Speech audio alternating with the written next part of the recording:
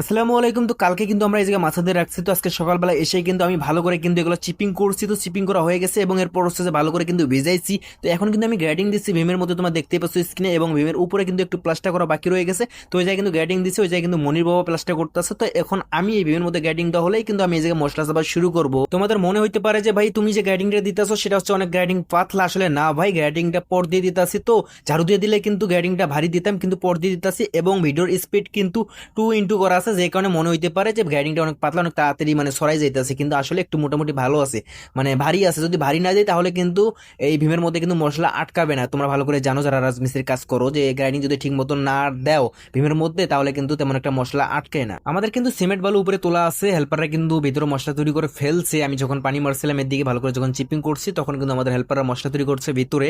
মশলা যেহেতু রেডি হয়ে গেছে, আমার কিন্তু গ্রেডিং তো কমপ্লিট হয়ে গেল। তো এখন মশলা দেবে উপর থেকে নিচে, এরপর হচ্ছে যে আমি মশলা চাপা শুরু করবো একটু পরে। যখন গাঁথনি করছিল তখন কিন্তু ডুগনার ফোড়াটা এমন জায়গায় রাখছে যে আমরা মাছা দেওয়ার পর হচ্ছে যে ভীমের টপটা কিন্তু হাতে পাইতেছি না, তোমরা দেখতেই পাচ্ছ।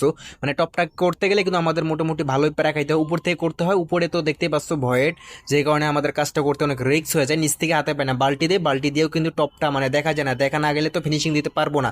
আর ভীমের মধ্যে তোমরা দেখতেই পাচ্ছ কত সুন্দর করে আমি পাট্টা মারতেছি ভাই। কালকের ভিডিওতে কিন্তু বলছে যে কাজ আগাইতে গেলে কিন্তু বেলসা দিয়ে মশলা চাবাইতে হইব ওয়ালের মধ্যে, আর ভীমের মধ্যে তো বেলসা দিয়ে মশলা ছাপানো যায়, কিন্তু এই জায়গায় অনেক গ্যাপটা অনেক ছোট, যে কারণে বেলসা দিয়ে মশলা ছাপাইতে গেলে তখন কিন্তু বেলসা এই ভীমের মধ্যে লেগে বেলসা ভেঙে যেতে পারে।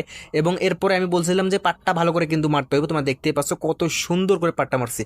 মানে খোঁজ একবারই কিন্তু ধরাইছি, এর বেশি কিন্তু খোঁজ ধরাইনি। তোমরা আবার বলতে পারো যে 2-3 বার খোঁজ ধরাইছো, কিন্তু আসলে না ভাই, আমি একবারই খোঁজ ধরাইছি, এতেই কিন্তু এত সুন্দর করে পাট্টা মারছি।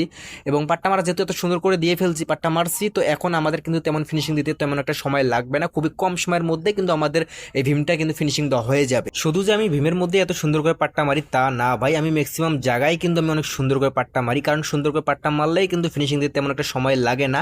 আর ভালো করে যদি পাট্টা মারো তাহলে কিন্তু ওয়াল এবং ভীম যেগুলো কাজ করো না কেন সেগুলো কিন্তু 100-তে 100 থাকে। যদি বেশি খোঁজ রাখো, বড় বড় খোঁজ রাখলে কিন্তু যখন রূপসা দিয়ে তোমার ফিনিশিং দিবে তখন কিন্তু ওয়াল এবং ভীম যেটাই ফিনিশিং দেও না তখন কিন্তু এটা সঠিক থাকে না, তখন কিন্তু অনেক জায়গায় খাল হয়ে যায়, অনেক জায়গায় উঁচা হয়ে যায়, যেই কারণে আমি পাট্টাটা ভালো করে মেরে নেই। আমার মতো কে কে তোমরা এত সুন্দর করে পাট্টা মারো তাদেরকে আমি আমার কমেন্ট বক্সে দেখতে চাই। তো যারা তোমরা পারো না এত সুন্দর করে পাট্টা মারতে, তোমরা দেখে যাও কে কে পারে আমাদের বাংলাদেশের মধ্যে, কমেন্ট বক্সে তাদের ছবি দিয়ে যাবে, তোমরা তাদেরকে দেখে রেখো। এবং আমি যতটুকু জানি চাপাই জেলা তো সেরা জেলা, এটা বলতেই হইব আমাদের বাংলাদেশের মধ্যে, এটা মানতেই হইব। কিন্তু ইদানিং ওরা বেশি রকম লাপালাপি করতেছে। আসলে ভাই ওরা হয়তো জানে না যে বাংলাদেশের মধ্যে প্রত্যেকটা জেলার মধ্যে মোটামুটি ভালোই কিন্তু এই রাজমিস্ত্রি আছে। এখন কিন্তু ওই আগের যুগ নাই যে শুধু চাপাই রাজশাহী জেলার মধ্যে রাজমিস্ত্রি পাওয়া যায়, বাকি জেলার মধ্যে রাজমিস্ত্রি পাওয়া যায় না। ভাই বর্তমান সব জায়গায় আপনারা যাবেন, যে কোনো জায়গায় গেলে দেখবেন যে সব জায়গায় কিন্তু রাজমিস্ত্রি পাওয়া যায়, প্রত্যেকটা জেলারই রাজমিস্ত্রি পাইবেন আপনারা। মোটামুটি অনেক ভালো রাজমিস্ত্রি আছে এখন বাংলাদেশের মধ্যে সব জায়গায়। যাই হোক ভাই, আমরা এই মাত্র আমাদের কাজ কমপ্লিট করলাম, এখন আমরা ছুটি করব। তোমাদের সাথে দেখা হচ্ছে আমার কালকে। ততক্ষণে সবাই ভালো থাকবেন, সুস্থ থাকবেন। আল্লাহ হাফেজ।